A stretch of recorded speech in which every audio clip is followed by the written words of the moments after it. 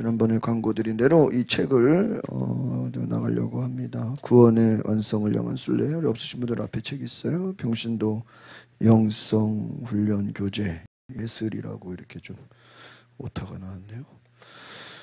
우리가 책을 보시면 이 목차를 한번 보세요. 목차. 전체적인 주제는요. 우리 감리교회 구원론이에요. 구원론. 한번 따라합시다. 구원론.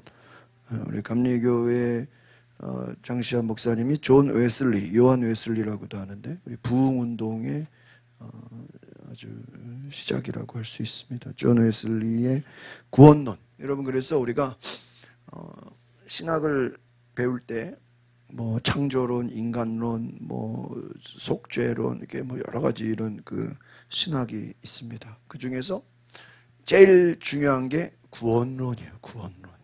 그래서 이 구원론을 잘 알지 못하면 이단에 빠지기가 쉽고 성경을 봐도 헷갈리기 쉽고 또 신앙의 어떤 뼈대를 이루는 중요한 부분을 잃어버리기가 쉬워서 제가 이게 신학교 3학년 때, 4학년 때 이제 졸업을 앞두고 웨슬리 강의를 한 번도 안 들은 거예요. 역사, 제가 별로 신학교 다니면서 역사를 별로 안 좋아해가지고 그래도 이거 필수 과목으로 졸업을 하려면 역사 과목을 하나. 그래서 이제 구원론 웨슬리 목사님의 구원론 강의를 들었는데 그때 교수님이 이 책을 추천해줘서 이 책을 읽으라 그래서 제가 읽고 너무나 큰 은혜를 받았어요. 그래서 우리가 구원론 하면은 우리 감리교회 웨슬리의 구원론이 굉장히 균형 있고 아주 포괄적이고 아주 실천적이고 개인의 구원만이 아니라 우리 마지막 뒤에 목차를 보시면 사회적 성화, 뒤에 뭐라고 나와 있어요? 우주적 성화 이렇게 나와 있죠? 이 말은 뭐냐면 우리 감리교회의 신앙은 개인 구원에 그치지 않고 지역사회, 나라가서 나라와 민족, 이 우주적 성화에 이르기까지 지역 공동체를 성시화시키는 데까지 필요하다. 아시겠습니까? 그래서 기독교가 일제시대 때 들어왔잖아요. 우리 한국에. 일본 사람들이 선교사들한테 뭐라고 했냐면 너희들이 들어온 거를 우리가 뭐라 하진 않겠다. 그런데 조건이 있다. 무슨 조건? 개인 구원만. 예수 믿고 너희 개인이 뭐예요? 구원받아도 천국 가는 거. 거기까지만 얘기해야지.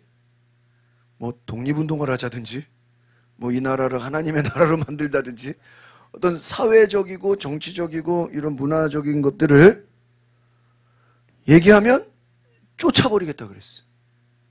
위협을 줬어요. 그래서 수많은 선교사들은 거기에 타협한 선교사도 있지만 제가 전에 있던 웨슬리 상동교회 스크랜턴 선교사는 그거에 이기지를 못하고 그 스크랜턴 선교사가 전덕기 목사라는 아주 우리나라 독립운동가를 전덕기 목사는 어릴 때 우리나라 처음 선교사들이 들어왔을 때 저도 그 책을 읽어보니까 조선시대 우리 남대문이나 이런 도시에 있는 사람들이 선교사들은 뭐죠?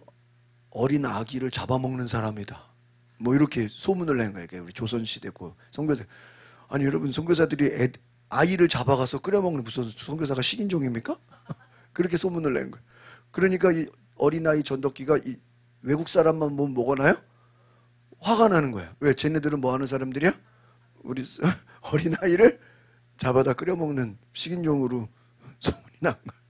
그래가지고 외국인만 보면은 이 아이가 화가 나니까 그 스크랜턴 선교사의 그 집에 돌을 던져서 유리창을 깬 거야. 그래서 생각해보세요. 아무리 외국인 집이라도 어떤 아이가 유리창을 깨면은 지금처럼 이런 유리창을 깨면은 잘했다 그래요? 아니면 뭐라 그래요? 혼내야 돼요. 혼내. 근데 이 스크랜턴 선교사가 오 형제요 이랬다는 거야. 뭐가 문제냐? 아주 그냥 그 아이는 자기가 뭐 할 줄 알았는데 유리창을 깨서 혼날 줄 알았는데 혼내는 게 아니라 너무 사랑스럽게 예수님처럼 스크랜턴 선교사가 사랑으로 따뜻하게 품어주는 거에 거기에 감동을 받은 거예요. 자기는 선교사가 뭐 하는 사람인 줄 알았는데 애기 잡아먹는 식인종인 줄 알았는데, 그래가지고요 이 전덕기 어린이가 스크랜턴 선교사의 집에 가서 말씀을 배우는 거예요. 거기 우리나라 이제 독립운동가가 되면서 이승만과 김구 선생과 그런 이회영 그런 우리 그분의 위패가 현충원에 있어요. 고문받다가 돌아가셨어요. 이 독립운동가들의 재정을 담당했어요. 교회 목사이면서. 그래서 근데 그 스크랜턴의 열매가 뭐예요? 전덕기 목사라는 독립운동가를 키워낸 거야. 그러니까 복음을 전하지만 이 독립운동에 대한 이 나라 그런 내용도 전한 거야. 그래서요. 여러분 개신교가 독립운동에 제일 어때요? 앞장섰죠. 원래 그 독립운동 모임도 개신교만 했다가 이게 개신교만 하면은 너무 안 되겠다 해서 뭐 천도교 뭐 옆에 불교 이런 데는 껴준 거예요. 33인 중에 거의 대부분이 다 기독교인인데 민족 대표를 다른 종교 사람들도 이렇게 껴준 거예요. 주도적인 거는 기독교인이에요.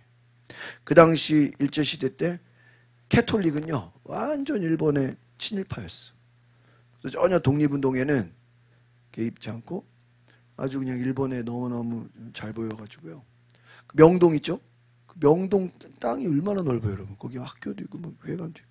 그 명동 땅을 일본 일제시대로 일본에게 뭐를 하사받은 거예요. 일본 땅, 지금 명동 땅이 평당 우리나라 제일 비싼 땅이 명동이잖아요. 그 땅이 여러분 얼마나 명동 성당 뒤에 뭐 가톨릭 회관 학교 뭐 누가 준 거예요? 일본이. 야, 너네 가져라고. 야, 씨. 그러니까 근데 이제 이게 민주화운동 되면서 또 명동 성당이 또 이게 성지가 돼 버렸어. 우리 개신교는 또 이제 그 보수 쪽에 또 가깝다 보니까 그래가지고 또 민주화운동 때 캐톨릭이 또 이제 뜨는 기회가 되죠. 이 감리교회의 구원론은 개인의 구원, 성화, 완전, 나아가서 사회적 성화, 우주적 성. 그래서 여러분이 내가 은혜 받고 내가 변화되면 나만 변화되는 것이 아니라 나로 말미암아 가정이 바뀌고 주변 사람들이 바뀌고 학교나 우리 주변의 모든 사회가 어떻게 돼요?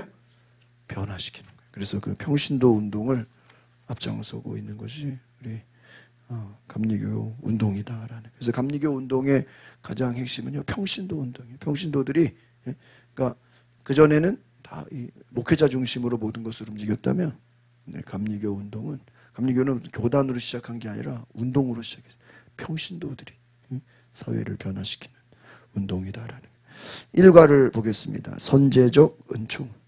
한번 따라합시다. 선제적 은총. 이 선제적 은총이요 참 너무나 놀라운 거예요. 우리 누가복음 19장 1절에서 10절에 그 가로 내용을 한번 읽어볼까요? 시작. 예수님이 삭개오를 구원하시기 위해서 여리고를 찾아오신다. 삭개오를 만난 적도 없는 예수님이 삭개오의 이름까지 아시고 뽕나무 위에 있는 삭개오를 부르시며 그의 집에 머무르겠다고 하신다. 삭개오에게 선제적 은총으로 찾아오심을 통하여 웨슬리는 선제적 은총을 야, 여러분 우리는 내가 하나님을 불러서 내가 하나님을 만난다고 생각해요. 그래서 근데 성경에 보면요 그렇지가 않아요. 삭개오가 물론 예수님을 만나고 싶고 예수님을 보고 싶어서 나무 위에 올라갔어. 그러면 그 모든 예수님을 보고 싶은 사람 예수님이 다 집집마다 방문했나요? 아니에요. 삭개오는 예수님을 보고 싶어서 나무 위에 올라갔는데 그 나무 위에 올라간 삭개오를 보고 예수님께서 삭개오의 이름을 불러요. 여러분 모르는 사람이 자기 이름 부르면 어때요? 깜짝 놀라죠? 깜짝 놀라요. 삭개오의 이름을 부르며 삭개오를 내려오라고 하고 오늘 내가 너희 집에 가겠다 그래요. 그러면 여러분 질문해 볼게요. 삭개오는 예수님에 대한 이야기를 예수님을 보고 알았을까요? 미리 예수님에 대한 이야기를 알았을까요? 성경학자들이 얘기하는 건 미리 예수님에 대해서 복음을 들었다는 거예요. 그래서 여러분 그 복음서에 보면 세리의 기도가 나와. 바리새인들은 주여 나는 금식도 합니다. 나는 11조도 잘 드립니다. 나는 선행도 합니다. 나는 좋은 일만 나는 한 주 동안 좋은 일 많이 했습니다. 이렇게 기도하는데 옆에서 세리가 주여 나는 뭐예요? 죄인입니다. 나는 죄가 많습니다. 그래서 예수님이 누구의 기도를 기뻐하겠냐? 그 세리를 성경학자들은 삭개오가 아니겠는가 이렇게 얘기를 해요. 그래서 누군가로부터 복음을 듣고 회개하고 예수를 믿었지만 예수를 믿긴 믿었는데 예수님을 실제로 본 적은 한 번도 없는. 그러니까 예수님이 온다고 하니까 어때요? 네? 보고 싶어서 나무 위에 올라갔죠. 그러니까 저도 그거를 몰랐을 때는 그냥 우연히 호기심으로 그냥 올라간다고 생각한 거예요.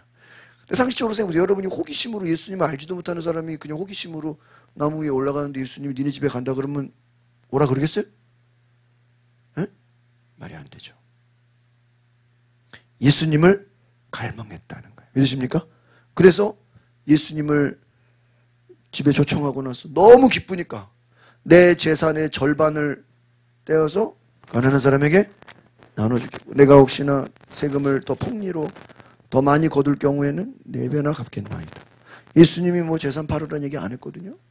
삭개오가 자기가 예수님이 오신 것만으로도 어때가지고요? 너무 감사해가지고 막 나눠주겠다고. 그러면서 예수님 뭐라 그래요? 오늘날 이 집에 구원이 이르렀다. 여러분, 아니 원래 믿으면 구원이잖아. 응? 그렇죠?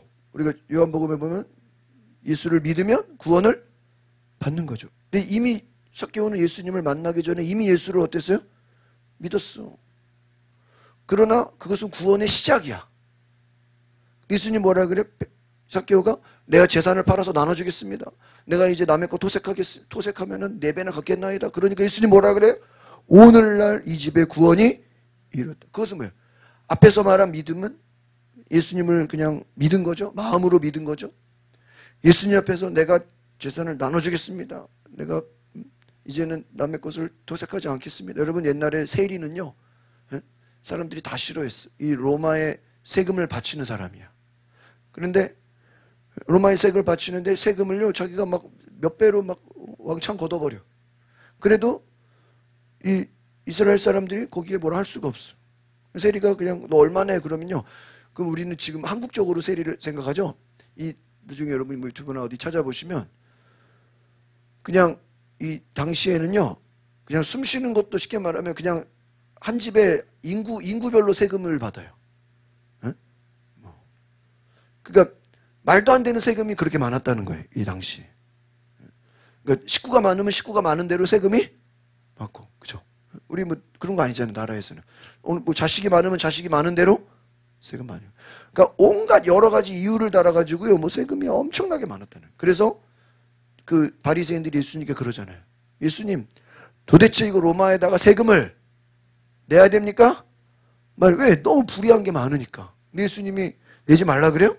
아니요. 가이사의 것은 하나님의 것은 내 것 내고 너희들이 할 거 내라. 예수님 뭐라고 하지 않죠. 오늘 중요한 핵심을 다시 정리하면 삭개오가 예수님을 우리 집에 오세요. 우리 집에 신방 좀 와주세요. 한 게 아니라 누가 먼저? 예수님이 삭개오를 찾아가셨다. 여러분 제자들 또한 제자들이 예수님 제자 되겠다고 막 찾아왔나요? 니고데모처럼? 안 찾아왔어. 부자 청년처럼 예수님께 찾아와서 몰래 와서 예수님 내가 예수님 제자가 되고 싶은데 나를 좀 써주시면 안 됩니까? 그렇게 안 했어요. 제자들은 물고기 잡고 있는데 예수님이 다가와서 뭐라 그래요? 내 제자가 되라. 그런데 베드로가 뭐라 그래요? 주여 나는 죄인이로서이다. 그것도 아니 뜬금없잖아. 주님을 보고 나서 나는 죄인이로서이다. 이것도 성경학자들이 얘기하는 거는요. 이미 그 베드로에게 여러 번 제자에 대한 갈망이 있었다는 거야. 그런 거죠. 내가 제자가 돼야 되겠는데 예수님을 메시아를 따라가야 돼. 그 갈망이 있었는데 선뜻 자기가 예수님 찾아가서 나 예수님 제자 되겠다고 말하지는 못하는 거예요. 갈망이 있었는데. 근데 갈망이 있었는데 주님이 어떻게 하신 거예요? 찾아오신 거예요. 그래서 제자. 그러니까 너무 깜짝 놀란 거예요. 너무 기쁘면서도 주여 나는 죄인으로서가 뭘까요? 하나님 너무 감사하긴 감사한데 나는 정말 그 예수님의 제자 될 자격이 없어요. 난 너무 부족한 존재예요. 모세가 주여 나는 말도 못하고 나는 부족하고 나는 죄인입니다. 그렇잖아요. 실제로 모세가 죄인이잖아. 그래 안 그래요? 응? 모세가 주인. 사람을 죽였잖아요. 나는 저기 다시 가면 살인범입니다. 살인범. 내가 죄인인데 어떻게 합니까? 다른 사람 보내세요. 하나님이 3번이나 모세를 불러. 그럼 모세를 만난 것도 모세가 하나님 찾았나요? 떨기나무에 하나님이 모세야 모세야 하고 어때요? 불렀어. 아브라함이 하나님 내가 믿음의 조상 되게 해주세요. 막 서원 기도했나요? 안 했어요. 여러분 다윗이 주여 내 꿈은 이스라엘 왕이 되는 겁니다. 뭐 이 김영삼처럼 나는 어렸을 때부터 왕이 되는 겁니다. 나를 왕으로 주님 나를 장차 왕 되게 뭐 그랬나요? 안 했어요. 그 사무엘 선지자가 이새의 집에 가서 아들을 찾아서 임명하라 그럴 때 그 아버지가 다윗 불렀어 안 불렀어요? 불렀어 안 불렀어요? 안 불렀어. 그걸 보고 성경학자들은 다윗은 서자가 아니겠나 이런 또 얘기를 해요. 서자가 뭐예요? 에? 그렇죠. 본부인의 자식이 아니라는 거예요. 그러니까 아들을 다 불러 모으라 그랬는데 뭐 엘리야 뭐 쫙 불렀잖아요. 누구는 안 불렀어요. 다윗은 안 불렀어. 그 나중에 또 보면은 다윗이 골리앗 싸운다 그럴 때 형들이 막 다윗 무시해 안 무시해요? 엄청 무시하잖아요. 그 아니 자기 동생 같으면 그렇게 무시해요? 에? 친동생이 아닌 거지. 얼마나 무시해. 그런데 다윗을 불러서 사무엘이 뭐를 부어요? 기름을 붓잖아. 그러니까 여러분 하나님의 일이라는 건 물론 우리가 주님을 사모하고 갈망하고 내가 주님을 만나기를 원하고 찾는 거는 믿음이에요. 그런데 내가 만나고 싶다고 다 만나고 체험하는 게 아니에요. 제가 지난번에도 성경 공부 때 말씀드렸지만 저는 이 경험이라는 단어와 체험이라는 단어를 똑같은 걸로 알았어. 얼마 전까지만 해도. 그래서 우리 달력에 예수 그리스도의 살아계심을 경험하는 교회 이렇게 했어요. 근데 제가 그런 이유 중에 하나는 그 헨리 블랙가비가 쓴 하나님을 경험하는 삶이라는 유명한 교재가 있어요. 그래서 하나님을 경험하자, 하나님을 경험하자. 그 하나님을 경험하는 삶의 교재 책이 워낙 유명하니까 저도 이제 그 책의 영향을 받아서 하나님을 경험하자.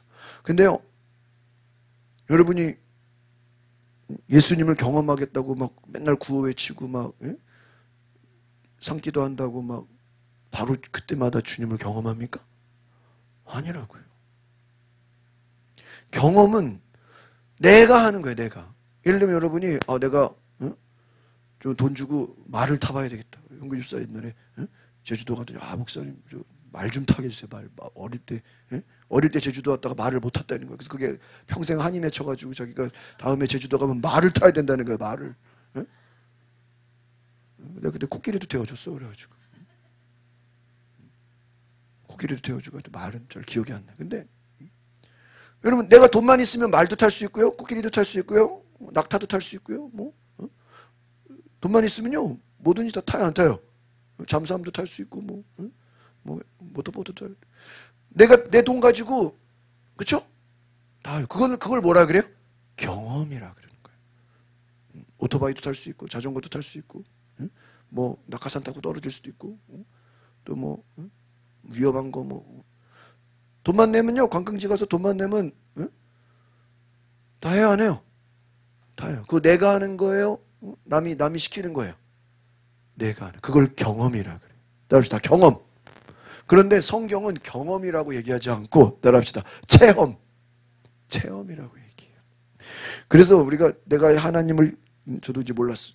내가 예수님을 경험하게 하십시오. 우리 예수님을 이건요 내가 주체가 되는 거야. 근데 체험은 오늘 이 선제적 은총이야. 누가 오셔야 돼?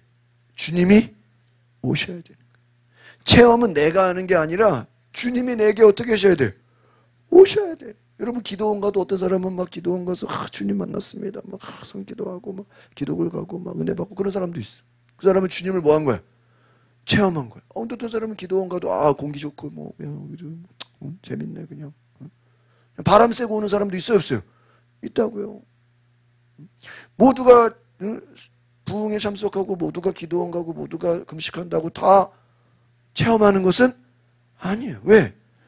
주님이 어떻게 하셔야 돼? 만나? 주셔야 돼. 주셔야 돼. 그러니까 내가 원한다고 여러분 뭐 금식하면 다 주님 만납니까? 아니잖아요. 아무리 금식해도 주님 못 만나는 사람도 있고, 어떤 분은 금식을 안 해도 그냥 길 가다가도 사도 바울처럼 주님을 체험하는 사람도 있고, 요한예슬리 목사님도 미국의 선교사가 실패하고 그냥 절망적으로 왔는데 길거리에서 로마서 서문을 읽는 그 모임에 그냥 우연히 갔다가 회심을 했다. 마음에 뜨거움을 느꼈다 그랬어. 성령의 충만함을 받았다 그랬다. 그러니까 주님을 체험한 거예요. 체험한 거예요. 저도 고3 때 성령을 체험했어요. 내가 뭐 그 부흥회를 참석하면서 내가 오늘 부흥회 가면은 방언 말하고 성령 받고 이런 생각을 하지도 않았어. 그냥 저는 부흥회 열심히 참석했는데 그 다음날 새벽 기도를 하는데 내 입에서 방언이 나오는 거야. 깜짝 놀랐어. 그전에는 새벽 기도에도 방언이 안 나왔는데. 그래서 그때부터 계속 방언 기도를 하게 된 거예요. 그럼 내가 막 방언을 달라고 막 얘기했을까요? 아니에요. 열심히 부흥회 참석했는데 그 다음날 내가 방언 기도를 하더라니까. 저는 누가 안수기도 해주고 그런 게 아니었어. 부흥 강사가 그 당시는 전체 참석한 사람들 대상으로 막 축사를 했어요. 예수의 이름으로 더러운 귀신아 떠나가라 그러고 막 축사를 했는데 그때 아마 제가 성령을 체험한 것 같아요. 그리고 그 다음날 기도하게 된 것 같아요.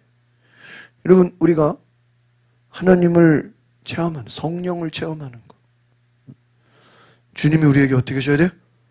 오시는 거예요. 그래서 우리는 주님 오시옵소서, 성령님 오시옵소서 늘 갈망해야 돼요. 그럼요, 주님이 찾아오신다. 여러분, 좀 뭐 여러 가지 성이라는 건 뭐냐?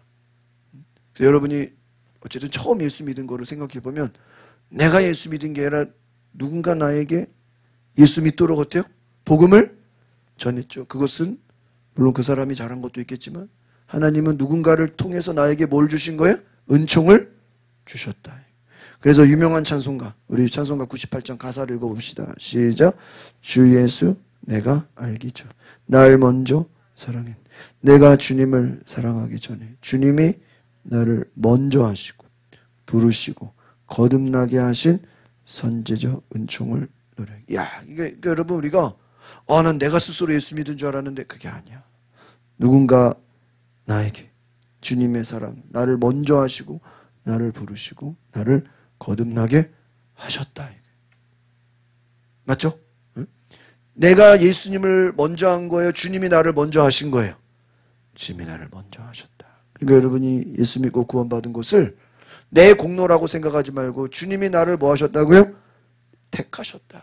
그렇게 생각하시고, 여러분이 누군가를 전도한다는 것도, 우리가 요즘에 전도 대상자를 찾고 전도 대상자를 위해서 기도하자 그러죠. 그것도 결국은요, 하나님이 우리를 통한 선제적 은총을 누군가에게 뭐 하는 거예요? 베푸시는 거야. 그 사람은 그게 선제적 은총인지 알아요, 몰라요? 모르지. 여러분이 막 전도지를 나누죠. 막 좀 복음을 전해. 예? 초청을 해. 막 말씀 들으라고, 은혜 받으라. 그러면 그 사람은 그게 자기를 귀찮게 한다고 생각한다고. 불편하게 하고. 그런데 나중에 그가 예수 믿고 나면 어떻게 생각해요? 야, 하나님이 저 사람을 통해서 나를 뭐예요? 사랑하셨구나. 그때는 내가 하나님의 은총이고 은혜인지를 몰랐는데. 그렇잖아요. 누군가를 통해서 하나님이 저 사람을 통해서 나에게 은혜를 주셨구나. 이것을 알게 되는 거예요. 그러니까 여러분이 그 은총을 깨달았으면 우리도 그 은총에 쓰임을 받으시기를 바랍니다. 그러니까 오늘 우리가 중요한 것은, 야, 내가 잘해서 예수를 믿은 게 아니라, 내가 잘나서 예수 믿고 은혜 받은 게 아니라, 여러분 내가 잘해서 성령 받은 게 아니라 하나님이 나를 택하시고 하나님이 나를 찾아오셔서 나를 부르셔서 내가 오늘 예배도 드리고 집사도 되고 권사도 되고 하나님의 일을 하고 우리 가정이 다 예수 믿게 된 것이다. 주님이 나에게 찾아오지 않으셨더라면, 나를 부르지 않으셨더라면 우리가 그런 은혜를 어떻게 받느냐. 그러니까 여러분, 우리가 이 은혜라는 것이, 물론 우리가 내가 잘해야 되는 것도 있고 내가 뭐 노력해야 되는 것도 기본적으로 성실하고 믿음이 있고 다 그런 거는 기본적으로 있어야 되지만, 다 그렇다고 선택받습니까? 다 그렇다고 우리가 하나님께 쓰임받는 거는 아니에요.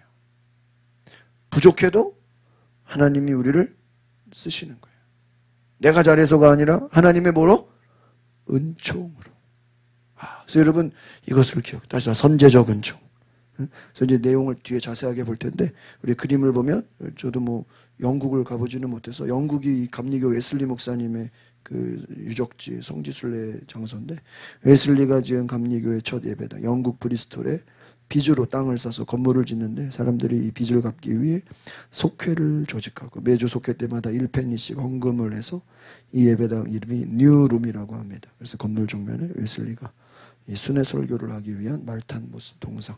그래서 웨슬리 목사님은 말을 타면서 전도를 했어요. 그래서 말을 타면서 그래서 이 웨슬리 목사님의 일기를 보면 말을 타고 전도를 하는데 얼마나 전도를 열심히 했는지 뭐 지구 몇 바퀴 돌았다 막 그런 얘기도 있고요. 이 말이 얼마나 힘들었는지 말이 다리가 아팠던 거야. 에? 말도 부상당하고 다리가 쩔룩거릴 수 있어요 없어요? 있잖아요. 그래가지고요 어느 날 말을 다리를 붙잡고 기도했다는 거야. 그러니까 우리가 가끔 보면 아니 무슨 동물도 기도해 주냐고 그런 생각하잖아. 에? 우리가 뭐 개 고양이를 뭐 기도해 주는 건 좀 웃긴 얘기지만 이 말은 당시로 보면 뭐예요? 교통수단이잖아. 에? 자동차잖아, 자동차. 에? 말이 쩔뚝거리고 말이 못 걸어가면 이거 뭐 말 끌고 다녀야 되잖아요. 그래가지고 말 그 관절 무릎을 붙잡고 막 기도했는데 막 고침받았다는 그런 일기도 있어요. 무엇을 위해서? 전도를 위해서. 전도를 위해서. 이 페이지 넘겨보시면 14페이지 웨슬리가 만든 최초 시험 뉴룸 예배당에 1층 사회단이 있고, 이 옛날에는 설교가 2층에 있었어요. 여러분 지금 그림 보이시면은 우리는 보통 설교단이 있잖아요. 2층에 설교단이. 그러니까 설교자가 완전히 위에서 2층에서 1층을 뭐 하고 있는 거예요? 내려다보면서 설교하는 거예요. 근데 1층에는 유리창이 없대요. 왜? 무슨 소리가 많이 나가지고요? 회개 기도 소리가 너무 많이 났어. 사람들이 막 눈물을 흘려 회개하고 회개하는 소리가 많아서 돌을 던질까 봐 창문을 만들지 않고 또 설교자가 위에서 내려다보면서 설교했다. 회개를 강조했다. 회개. 회개가 은혜 받는 것이. 선제적 은총 1번 같이 읽어봅시다. 시작. 웨슬리는 그의 구원론을 예정에서 출발하지 않고 선제적 은총에서 시작한다. 구원의 첫 여명이 선제적 은총에서 영화로 몸으로 부활하는 영화까지를 구원의 완성을 향한 순례의 과정으로 이해한다. 선제적 은총은 선행적 은총이라고도 한다. 믿음보다 앞서는 은총이란 뜻이다. 그래서 영어로 웨슬리는 prevenient grace, preventing grace라고 표현하는데 그 어원은 라틴어 pre, 미리, before, 그 다음에 minio, come, 먼저 다가오는 은총이라는 뜻이다. 우리가 미처 은혜임을 깨닫기도 전에 앞서 존재하는 은혜다. 우리가 미처 알아채기도 전에 우리의 삶 속에서 이미 일하시는 하나님의 은총. 따라합시다. 이미 일하시는 하나님의 은총. 우리는 은혜인지도 몰랐어. 은혜인지도 몰랐는데 앞서 존재하는 은혜. 나는 은혜인지도 몰랐는데 주님이 누군가를 통해서 어떤 계시를 통해서 우리에게 은혜를 주셨다. 여러분 맞아요? 안 맞아요?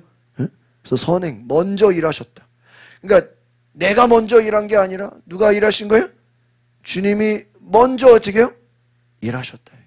그러니까 여러분이 어떤 기도 응답도 그렇고 어떤 뭐가 하나의 문제가 해결되는 것도 그렇고 여러분이 하나님의 일을 하는 것도 그렇고 내가 하는 것이 아니라 주님이 나보다 먼저 앞서가셔서 그 일을 행하신다는 거예요.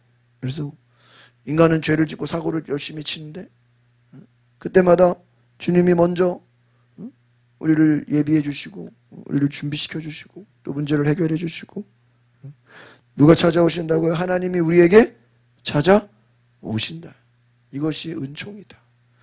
그래서 여러분 저는 이 일과를 배우고 참 많이 놀랐어요. 야, 이런 걸 내가 몰랐구나. 여러분 동의가 되십니까? 15페이지 옆으로 넘어가 보겠습니다. 시작. 아담과 이브가 죄를 범하고 하나님을 피하고 숨어있을 때 하나님의 얼굴을 볼 수 없는 타락한 죄인이 되었을 때 하나님 먼저 그들을 구원하시기 찾아오신 것 같은 아담과 하와가 선악과 따먹고 나무 뒤에 뭐예요? 숨어 있었어. 그게 죄를 지은 인간의 모습은 따라합시다. 수치심. 여러분 원죄의 결과가 뭐냐? 수치심이에요. 인간은 모든 인간은 다 뭐가 있어요? 수치심이. 수치심은 다른 말로 하면 수치심이 있기 때문에요. 인간은 태어나서 자랄수록 다 수치심을 가져. 뭔가 이렇게 막 숨고 싶은 거야. 여러분 뭐 어떤 교회들 보면 막 기둥 뒤에 막 앉는 분도 있어. 일부러 막 구석에 앉는 분도 있어. 뭐 때문에 그럴까요? 수치심 때문에. 근데 그게 제가 그 위에 수치심의 치유라는 그 내적 치유 관련된 책이 있는데 그 책을 제가 읽어보니까 수치심은 인간의 원죄의 결과라는 거야. 인간은 죄로 인해서 모든 인간은 다 그 마음속에 뭐가 있어요? 수치심이 있기 때문에 죄의식이 있어서 자기 스스로는 하나님을 안 찾아요. 여러분, 여러분 막 주변에서 솔직히 막 요즘에 사업이 너무 안 돼가지고 좀 교회를 가고 싶다고. 요즘 막 너무 막 몸이 아파가지고 예수를 좀 믿어야 되겠다고. 그런 사람 많이 봤어요? 별로 없잖아요. 우리가 생각할 때는 아니 저 사람 좀 사업도 힘들고 저 사람 좀 몸도 아프고 좀 뭐 가정 안에 문제도 있고 그러면 어떤 생각이 들어요? 야 이때가 뭐예요? 예수 믿는 기회다. 이때가 말이야 좀 주님을 찾는. 근데요 안 그래요. 별개야 별개. 막 몸이 아파 죽는다 그래도 하나님을 안 찾아요. 뭐라 그러는지 이때까지 안 찾았는데 뭐 이제 와서 찾냐고. 찾으려면 진작 찾았어야지. 아니죠. 지금이라도 뭐예요? 하나님을 찾으면 되지. 근데 뭐 이제 와서 하나님을 찾냐고. 그것도 뭐 수치심이야. 그죠?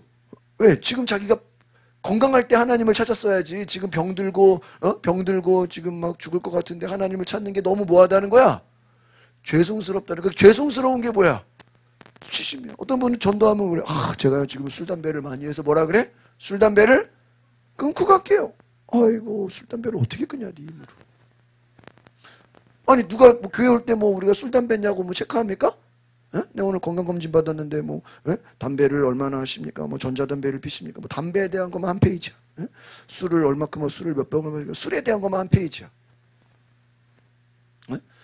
건강검진 할 때요, 술, 담배만 체크하는 게 굳이 많아. 뭐 몇 번을 하고 뭘 먹습니까? 뭐, 아니요. 우리 아니요만 하면 되지. 여러분, 우리가 뭐 술, 담배 하는지 뭐 물어봅니까? 그러나 그분들은 자기가 술, 담배 하는 것만으로도 나는 교회에 갈 수 없는 사람이야. 스스로 뭐예요? 수치심에 빠져있어. 그러니까 여러분, 인간은 뭐, 예를 든 거예요. 뭐 수치심이 뭐 술, 담배든 뭔가 자기의 죄의식 때문에 인간 스스로는요 하나님을 찾지를 못해요. 만약 인간이 하나님 자기가 스스로 하나님 찾으면 하나님 뭐하러 다가오시겠어? 제자들이 막 예수님께 찾아와서 예수님 나를 제자 되게 해주세요. 그런 사람 누가 있어요? 다 주님이 내 제자가 되라. 다 주님이 다 부르신 거죠. 그러니까 여러분, 우리가 왜 전도를 해야 됩니까? 불신자들은 자기 발로는 절대로 교회 오기가 쉬워 어려워요? 어렵다는 거예요. 자기 발로. 물론 정말 그런 사람도 있어. 꿈에 주님이 나타나서 교회 좀 가라. 하나님 좀 믿어라. 그건요, 진짜 그거야말로 그것도 선제적 은총이죠. 주님이 꿈에 뭐 하신가요? 나타났으니까. 누군가를 통해서 교회 좀 가라고. 근데요, 쉬운 게 아니에요. 그래서 저는 이 책을 공부하면서 우리가 선제적 은총의 도구가 되자. 오늘 이 책에 뭐 그런 내용은 없어. 근데 제 생각이야, 이거. 따라합시다. 주여 나를 선제적 은총의 도구가 되게 하옵소서. 그게 원래 천사들이거든, 천사. 하나님이 선제적 은총을 누구를 보내요? 천사를 보내요. 뭐 예수님, 마리아에게 천사를 보내고, 요셉에게 뭐를 보내요? 그 천사는 뭐 하는 존재예요? 주님의 은총을 전달해 주는 거예요. 근데 막 두려워하잖아. 두려워하지 말라 이러죠. 여러분, 천사라는 건 뭐예요? 하나님의 은총을 가서 전달해 주는 사람이에요. 하나님이 너를 택했다. 너에게 사명이 있다. 너에게 미션이 있다. 너는 가라. 천사야, 천사. 여러분, 우리가 두 번째 모세 읽어보겠습니다. 시작. 또한 모세가 애굽 10장을 때려 죽이고 도망쳐서 미디안 광야에서 장인 이드로의 양머리를 칠 때 타지 않은 불꽃 가운데 모세를 부르시고 너의 선 곳은 거룩한 땅이니 내 발에서 신을 벗으라고 하시면서 이스라엘 민족의 지도자가 되게 하신 것도 하나님이 먼저 찾아오신, 그렇죠. 모세가 하나님 찾았어요? 모세가 주여 나를 이 민족의 지도자가 되게 하여 주시옵소서. 모세가 주여 나를 세계적인 인물 되게 해달라고 기도했나요? 안 했어요. 그냥 하나님이 일방적으로 그냥 세계적인 인물로 만들어 버렸어. 그렇죠? 이야. 그러니까 경험이에요, 체험이에요? 체험이죠. 누가 오셔야 돼? 하나님이 오셔야 돼. 엘리야, 시작. 엘리야가 갈멜산에서 바알과 아세라 선지자들에게 하나님의 살아계심 불의 강림으로 보여주니 아합과 이세벨이 죽이려고 찾으라 하자 40주야를 걸어서 호렙산으로 도피하였을 때 불 가운데 계시지 않고 지진 가운데에도 바람 가운데도 계시지 않고 세미한 음성으로 하나님이 먼저 찾아오시는 그에게 새로운 예언자적 사명을 보여주신 것도 선지자 은총이다. 그러니까 이것을 이제 장로교 칼빈에서는 예정이라 그래요. 예정. 예정했다. 예정했다. 근데 우리는 예정론을 말하지 않고 하나님의 은총이다 이렇게 말해요. 그죠? 하나님이 뭐 어떤 사람은 구원받으려고 어떤 사람은 선택 이런 건 아니죠. 그래서 하나님의 선택적인 주권은 있어요. 그래서 웨슬리 목사님 뭐라 그러냐면 구원은 예정이 아니다. 따라합시다. 구원은 예정이 아니다. 그러나 사명에 대해서는 선택적 예정이 있다. 이게 웨슬리 목사님 말이에요. 이 칼빈이 너무 예정을 강조하니까 이것이 나중에 이제 사람들의 오해가 된 거예요. 어떤 사람은 구원받기로 뭐야? 예정됐고 어떤 사람은 뭐 지옥 가기로. 그러면 전도할 필요가 없게요? 그래 안 그래요? 근데 성경에 뭐라고 돼 있어요? 하나님은 모든 사람이 구원을 받으며 진리를 알기를 원해 안 원해요? 원해. 그러니까 구원은 예정이 있어요 없어요? 구원은 예정이 없다고요. 아시겠어요? 저 사람은 뭐 천국 가기로 하나님이 막 찍어놨다 그런 건 없어요. 왜? 모든 사람이 다 뭐가 있어야 돼요? 믿음으로 천국 가는 거야. 어떤 사람은 목사님 저 사람은 지옥 가기로 예정된 거야. 그건 잘못된 거예요. 천국과 지옥은 본인의 뭐가 있어야 돼요? 믿음. 하나님은 모든 사람이 다 천국 가기를 원해 안 원해? 원해. 그러나 믿음은 모든 자의 것이 아니라고 성경에 나와 있어. 그러니까 믿는 자보다 안 믿는 자가 훨씬 많아요. 그러니까 구원에 대해서는 모든 사람이 믿음을 갖기를 원하지만 오늘 말씀한 것처럼 예수님의 제자라든지 전도자라든지 특별하게 어떤 하나님이 일하는 사람들은 선택적 예정, 아브라함처럼 모세나 오늘 여기에 나오는 이 주인공들 보면은 하나님이 어떤 목적을 위해서 특별한 어떤 사람들은 예정을 해야 안 해요? 그 예정을 한다 이거예요. 그것은 구원이 아니라 뭘 위해서? 사명을 위해서. 그러니까 우리가 뭐 하나님 저 사람 뭐 선택하고 난 안 택해서 우리가 뭐 그렇게 뭐 불평할 수도 있죠. 따지고 보면. 그런데 다 하나님이 다 생각이 있으시고 계획이 있으셔서 어떤 사람을 선택한 거죠. 그렇죠? 네? 할 만한 그릇이 되니까 택하신 거예요. 베드로를 예수님이 요한복음 마지막 우리 지난 주일에 말씀 딱 너는 장차 순교하게 될 것이다. 그죠? 너는 순교하게 될 것이다. 주님이 뭐 해버렸어요? 그냥 택해버렸어요. 사도 바울 너는 이방인의 사도로서 고난을 받게 될 것이다. 사도 바울 고난 받아요 안 받아요? 엄청나게 고난 받아요. 여러분 택함을 받는다는 건요 물론 영적으로는 좋은 것이지만 육신적으로는요 고난 받아요 안 받아요? 엄청난 고난. 여러분 뭐 모세가 물론 지도자가 됐지만 고난이 없었습니까? 네? 엄청나게. 여러분 다윗이 그냥 쉽게 왕이 됐어요? 아니 고난을 엄청 받았잖아요. 요셉이 뭐 그냥 쉽게 총리가 됐습니까? 네? 엄청나게 뭘 받았어요? 고난 받았잖아요. 그러니까 여러분 우리가 하나님의 택함을 받는다는 건요 다 그럴 만한 하나님이 사명을 주시는 거예요. 그래서 엘리야는 엘리야대로 모세는 모세대로 또 베드로 밑에 보겠습니다. 베드로가 시작. 베드로가 3번씩이나 예수님을 모른다고 배신한 후에 디베레우스가에서 고기잡이를 할 때 주님이 네가 나를 사랑하느냐 3번씩 물으시면서 먼저 찾아오셨던 것도 선제적 은총입니다. 나다나엘이 무화과 나무 아래 있을 때 그를 먼저 하시고 찾아오셨어. 너는 참 이스라엘 사람이다. 그 속에 간사한 것이 없도다. 칭찬하신 것도 뭐예요? 맞죠? 여러분 제자들이 예수님 십자가 지고 부활하고도 다 업으로 돌아갔잖아. 그 예수님이 야 니네 이제 그동안 수고했으니까 이제 열심히 고기 잡아 이랬어요? 3번이나 찾아간 거예요. 예수님의 마음은 이 사람들이 전도자가 되는 거야. 헌신자, 사명자가 되는 거야. 그런데 한 번 가지고 돼요? 몇 번 찾아가요? 3번을 찾아갔어. 3번씩이나 찾아갔다. 예수님을 3번 부인한 베드로에게 3번이나 가서 물어보시고 찾아갔어. 내 양을 먹이라. 내 양을 치라. 너는 전도자가 되라. 제자들이 예수님 찾아간 게 아니라 예수님의 제자들을 어떻게 해요? 찾아가셨다. 뒤에 누가복음 시작. 누가복음 15장에 잃은 동전 이야기나 잃은 양 한 마리 이야기나 탕자 이야기는 선제적 은총을 잘 말하여 준다. 잃은 동전을 찾기 위해 온 집안을 청소하는 선제적으로 찾으시는 하나님의 열심을 볼 수 있다. 잃은 양 한 마리를 찾으려고 막 99마리를 놔두고 막 찾으러 잃은 동전을 찾으려고 온 집안을 다 뒤져. 하나님의 열심, 하나님의 사랑. 그러니까 이 선제적 은총은 다른 말로 하면 하나님의 특별한 뭐예요? 사랑이죠. 에? 맞아요, 맞아요. 에? 특별한 사랑. 그 다음 잃은 양 비유 시작.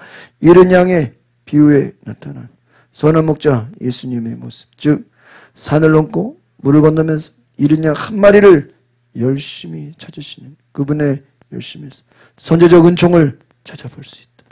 탕자의 비유에서 집을 나가서 방탕한 죄인이 된 둘째 아들을 항상 문을 열어놓고 기다리는 아버지. 그리고 그 아들이 돌아왔을 때 목욕을 시켜 새 옷으로 갈아입히고 내 아들은 죽었다가 다시 살아났으며 내가 잃었다가 다시 찾았더라고 기뻐하는 아버지의 모습을 통하여 선제적 은총을. 탕자의 비유. 여러분 원래 이게 율법으로는요 아버지가 죽지도 않았는데 재산을 달라 그래가지고요 재산을 달라고 하는 것만으로도요 그 아들은 죽을 죄를 진 거예요.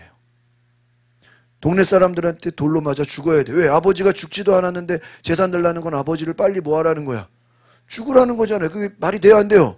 그건 오늘날도 마찬가지잖아요. 여러분 돌아가시던 아버지나 유산 주세요 그러면 미쳤다고 생각하죠? 근데 아버지는 그게 돌 맞아 죽을 죄임을 알면서도 재산을 뭐 했어요? 줬어. 그럼 얘가 재산을 받으면 그거를 뭐 2배, 3배로 뭐 불리는 게 아니라 오히려 이거를 허랑방탕하게 다 쓰고 집에 거지가 돼서 돌아올 걸 아버지는 또 어때요? 알아. 그럼 생각해봐요. 아니 거지가 돼서 집에 돌아올 걸 알면은 주면 돼 안 돼? 에? 안 되거든. 근데 얘는 안 줘도 집 나갈 것 같은 거야. 그러면 거지가 돼서 집 나가는 것보다는 뭐예요? 좀 재산을 줘서 참 그래 안 그래요? 돈을 주면 거지가 돼서 돌아올 걸 알면서도 뭐예요? 그 애를 너무 뭐하니까? 사랑하니까. 그래서 거지가 돼서 돌아올 걸 알면서도 줬어. 나중에 허랑방탕하게 여러분 타국으로 갔다 그래. 타국. 이건 이민 간 거예요. 이민 간 거면 다시는 집에 돌아오지 않으려고 도망간 거야. 그런데 아버지는 얘가 집에 돌아올 것을 알고 그날부터 집 밖에 나가서 아들이 돌아올 것을 뭐예요? 기다려. 그 첫째 아들은 뭐라 그래요? 저 아들을 혼내주고 노예로 삼으라 그래. 왜 잔치를 벌이냐고. 그 형은 그 동생을 향한 뭐가 없는 거예요? 사랑이 없어. 왜 저런 아들을 재산을 다 낭비한 저런 아들을 불효한 자식을 왜 잔치를 벌여주고 그러냐. 근데 아버지가 뭐라 그래요? 저 둘째 아들은 이 동생은 죽었다가 살아났다. 그러면서 내 것은 다 너의 것이다. 하지만 네 동생은 죽었다가 살아나지 않았냐. 만약에 안 받아주면 죽는 거잖아요. 여러분, 그것이 선제적 은총. 아버지가 둘째 아들이 집 나간 자식이 죄인이잖아요. 돌 맞아 죽을 죄인이에요. 그래서 성경학자들은 뭐라 그러냐면요, 아버지가 왜 그 집 밖에서 기다린지 알아요? 그 아버지 유산을 미리 받아가가지고 나간 거를 다른 나라로 갔잖아요. 만약에 동네에 왔는데 동네 사람들이 먼저 발견했잖아요. 그러면 걔는 불효자기 때문에 돌에 가늠한 여인처럼 돌로 쳐 죽여도 할 말이 없어. 그 구약의 율법으로는 아버지가 죽지도 않았는 재산을 받아가서 도망갔으면 다행이지만 다시 돌아와도 그 죄가 있잖아요. 그러면 동네 사람들이야 저놈 나쁜 놈이다. 아버지 죽지도 않았는데 재산을 가져와서 방탕하게 써버렸다. 저놈은 뭐야? 돌로 쳐라. 그러면 아버지가 아까 그랬잖아요. 이 아들은 죽었다 살아났다. 무슨 말이죠? 동네 사람이 아들을 발견했다가는 어떻게 돼? 돌 맞아 죽는 거야. 그게 성경이, 우리가 이 배경을 알아야 돼. 그냥 죽었다 살아났다가 아니라 진짜 죽었다 살아난 거예요. 아버지가 이 아들을 먼저 발견하지 않고 동네 사람들이 발견했으면 돌 맞아 죽는 거야. 가늠한 여인처럼. 누가 먼저 발견해야 돼요? 아버지가 발견해서 빨리 옷을 갈아입히고 정말 이전에 그런 잘못이 없었던 것처럼 뭐를 벌려? 잔치를 벌려. 그러면은 이게 무슨 사람들이 뭐 좋은 일이 있는 줄 알잖아요. 이 아들이 부모의 재산을 방탕하게 쓴 것을 가리는 거예요. 뭐를 벌려서요? 잔치를 벌려서. 왜? 아들을 뭐하게 하기 위해서? 살기려고. 이야, 이게 알고 보면 은혜가 되죠? 진짜 죽었다가 뭐 한 거예요? 아버지가 안 기다렸으면 집 앞에서도 돌에 맞아 죽는 거야. 그러니까 우리가 뭘 기다리냐고, 자기가 그냥 벨을 누르면 들어오면 되잖아. 들어와 이러면 되잖아. 굳이 밖에 나가서 왜 기다리냐고. 왜?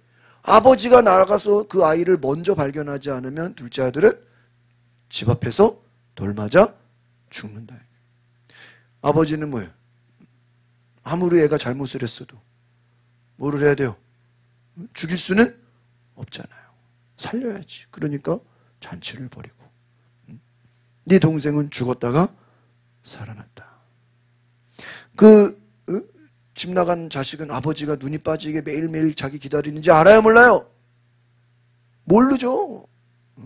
저 아버지가 왜 밖에서 기다리나 그랬겠죠. 그러니까 여러분, 죄인은 하나님의 은혜를 알아요? 몰라요. 그게 죄인의 특징이야. 죄인은 수치심으로 가득 차서 자기 스스로 하나님을 찾지도 않아요. 계속 빙빙 돌아. 하나님이 없다고. 근데 하나님은 그걸 보면서 어떻게든지, 하나님은 지금도 모든 사람들이 하나님께로 돌아오기를 하나님 뭐 하셔요? 원하신다. 누구처럼? 탕자의 아버지처럼. 여러분, 제가 이렇게 생각해 보면서 이 교재를 공부하면서, 야, 진짜, 따라합시다. 최고의 사랑은 전도다. 영혼 구원. 왜? 영혼 구원하고 전도하는 게, 죽을 영혼 뭐 하는 거예요? 살려서 천국에 가는 거잖아요. 이 땅에서 뭐 잘 먹고 잘 살면 뭐예요? 지옥 가면 그거 완전히 영원한 고통인데. 오늘 우리가 이 선제적 은총, 이 중요한 이 원리를 기억하셔서 Prevenient Grace, 오늘 먼저 다가오시는 하나님의 은총이야. 그래서 나의 나 된 것은 바울이 뭐라 그래요? 하나님의 은혜다. 맞죠? 오늘 내가 기도하는 것도 하나님의 은혜고, 오늘 내가 예수 믿은 것도 하나님의 은혜, 오늘 이 선제적 은총을 깨달은 것도 하나님의 뭐예요? 은혜다. 너무너무 중요한 거. 성경에, 여러분 이걸 딱 알고 나면 성경이 이제 보여. 읽을 때마다, 야, 이것도 뭐야? 선제적인 은총. 야, 이걸 보니까 선제적인 은총이구나. 성경에 나오는 사람들을 보니까, 야, 이게 쥐들이 잘해서가 아니라 누가 잘하신 거야? 하나님이 은총을 베푸죠. 그런데 어떤 사람은 그것을 받아들이지만 어떤 사람은 그것을 받아들여 안 받아들여? 안 받아들여. 왜? 죄인된 인간들은요, 하나님을 마음에 두기를 싫어해. 로마서 1장에 뭐라 그랬어요? 사람이 하나님을 마음에 두기를 싫어하네. 하나님이 그 상실한 마음들을, 하나님도 너무나 가슴 아픈 거예요. 예수님이 아무리 유대인들한테 복음을 전해도 그 유대인들은 예수님을 인정하지를 않아요. 예수님을 아주 그냥 우습게 알아. 죽이려고 그래. 오늘 저 여러분이 이 선제적 은총, 이 엄청난 여러분 진리예요. 이 은혜를 깨달으시기를 바랍니다. 그래서 따라합시다. 주여 나를 선제적 은총의 도구가 되게 하옵소서.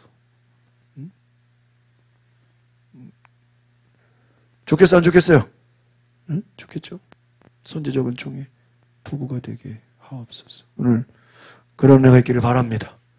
오늘 제가 우리 지정 사모가 오늘 혜gin이가 뭐 학교에 그 뭐 부모 초청 뭐 그런 수업 뭐야 그게 부모 선생님 부모들 다 불러놓고 수업하는 거 있죠? 네? 그거를 가라고 그래가지고 내가 갔어요. 근데 나한테 가면서 몇 반이야? 근데 5학년 5반이야. 내가 그렇게 들은 거야. 네? 5학년 5반 그래가지고요. 보니까 옆에 건물에 4층이야 꼭대기 올라가가지고요. 5학년 5반을 가가지고 보는데 혜gin이가 없는 거야. 그래가지고 내가요. 혹시 5학년 4반인가 4반을 가서 보니까 애가 없어. 근데 혜gin이 반 선생님이 남자 선생님이라 그랬거든요. 5학년 5반가 남자 선생님인 거야. 그래가지고 애가 수업 시간에 수업을 안 듣고 지금 어디 간 거야. 그래가지고요. 열심히 애를 찾고요. 앞에서 자고 뒤에 찾고 혹시 6반인가 6반 가서도 애가 없었지. 열심히 애를 찾는데 한참 있다 생각을 해보니까 애가 6학년이네. 분명히 내가 엄마한테 5학년 5반으로 들은 거야 내가 이게. 내가 이렇게 나갈 때 몇 반이지를 5반인 거를 내가 5반이라는 거를 5학년 5반으로 들은 거야. 그러니까 5라는 숫자를 들으려고. 그래가지고 애가 또 없어진 줄 알았다가 다시 내려가서 지도를 보니까 또 옆 건물에 또 4층 꼭대기야. 또 올라가서 가보니까 애가 있는 거야. 그래가지고 야 진짜 학교를 근데 저도 가끔 그래요. 가끔 친구 목사님이 근데 뭐 윤인가 혜gin이가 애들은 3학년인가 4학년인데 왜 딸이 몇 학년이죠? 3학년인가 4학년인가 이게 내가 막 헷갈려가지고 막 그런 적도 있어요. 그래가지고 제가 오늘 하여튼 남의 방 가가지고 막 애 찾느라고 참 별일 다 했으네. 그렇죠? 그래가지고 여러분 하나님의 은총이 있어야 되는 줄 믿습니다. 하나님의 은총이 없으면요 엉뚱한 데 와서 애 찾고 있는 거예요. 그래가지고 애가 없어진 줄 알고 막 애가 수업 시간에 애가 수업 시간에 없어진 게 아니라 내가 딴 데 가서 찾고 있었던 거죠. 그러니까 여러분 오늘 제가 하나님의 은총을 경험했어요. 오늘 저와 여러분이 내가 나 된 것은 내가 잘해서가 아니라 누구의 은총이다? 하나님의 은총이다. 그래서 은총을 기억하시고 감사하시기를 바랍니다.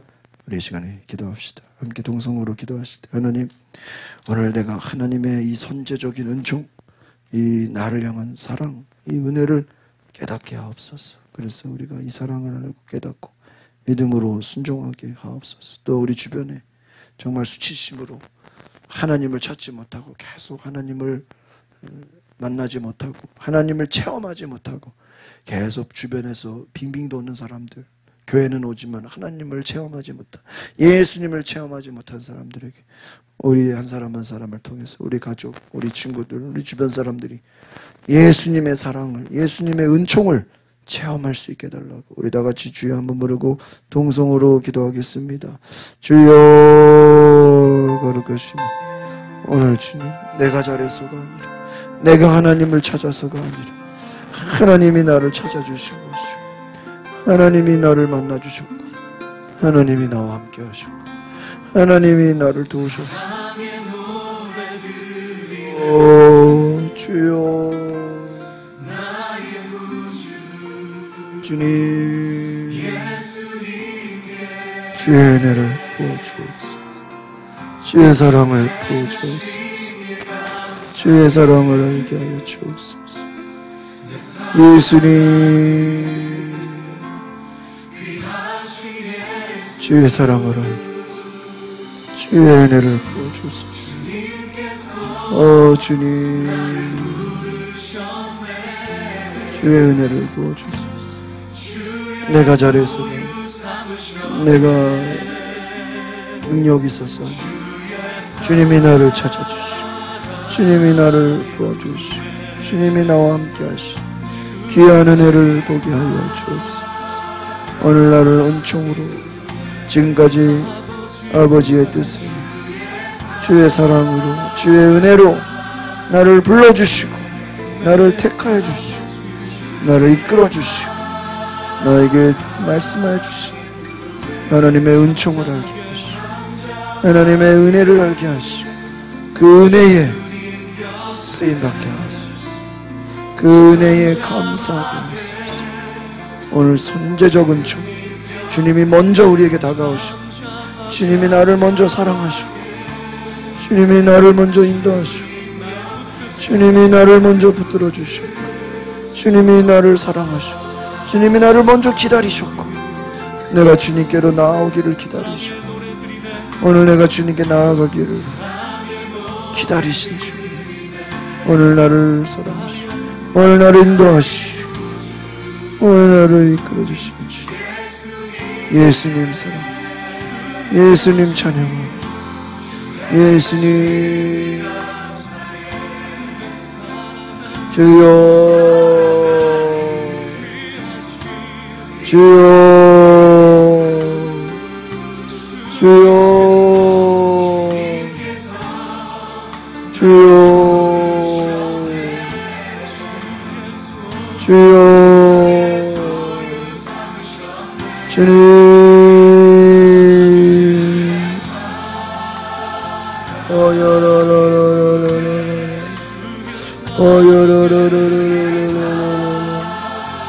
나를 찾으시니, 나를 기다리시니, 나를 불러주시는 주님, 나를 사랑하시는 예수님, 나를 이끄시는 주님, 주여, 주여, 주여,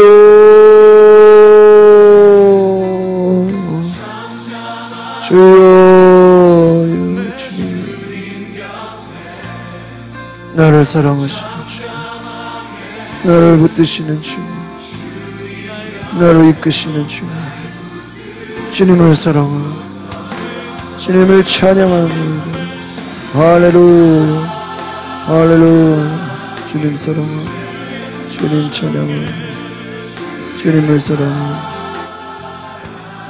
주님, 주님. 우리 마지막으로 두 손을 우리 가슴에 모으고,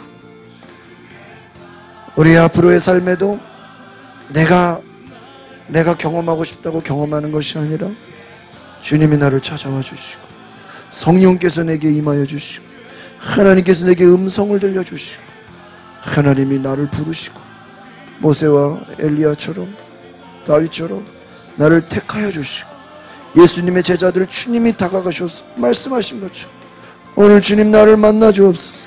내가 주의 사랑을 체험하게 해달라고 한 번 더 결단하며 기도합니다. 주여, 우리 성도들 주님 찾아와 주시옵소서. 성령님, 우리 성도들의 삶에 주님 꿈으로 만나 주시고, 세미한 음성으로 들려주시고, 성령의 감동을 부어주시고, 주님 찾아와 주시옵소서. 주님 말씀하여 주시옵소서.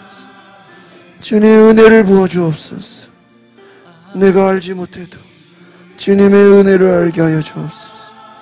주님 음성을 들려주옵소서. 주여, 내가 알 수 없어도, 내가 이해하지 못해도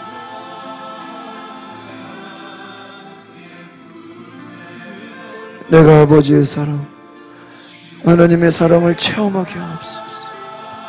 주님, 내 안에 오시옵소서. 나를 만나 주시옵소서. 나를 붙잡아 주시옵소서. 나를 이끌어 주옵소서. 주님을 사랑하고 주님을 찬양합니다. 주님의 음성을 듣게 하소서. 주님의 사랑을 알게 하소서. 주의 음성 듣게 하소서. 성령의 감동하심을 받게 하소서. 꿈과 환상으로 보이소서. 이 시간 우리가 다 하나님을 체험하게 하옵소서. 주님 사랑을 체험하게 하옵소서. 주님의 은혜를 체험하게 하옵소서. 할렐루야. 주님 감사합니다. 주님을 체험하는 주의 사랑, 주님의 사랑을 체험하는, 주님의 부르심을 체험하고 주님의 음성을 체험하고 성경에 나와 있는 기적들을, 이 놀라운 기적과 은혜를 우리가 체험하게 하옵소서. 우리가 사모하게 하옵소서. 우리를 부르신 그 부르심에 순종하게 하옵소서. 주님의 제자들과 같이 구약의 믿음의 사람들처럼 아브라함처럼 나를 택하시고 나를 부르시는 그 사랑에 내가 감사함으로 쓰임받는 주의 놀라운 역사가 있게 하옵소서. 감사와 찬양을 드리며 예수 그리스도 이름으로 기도합나이다. 아멘.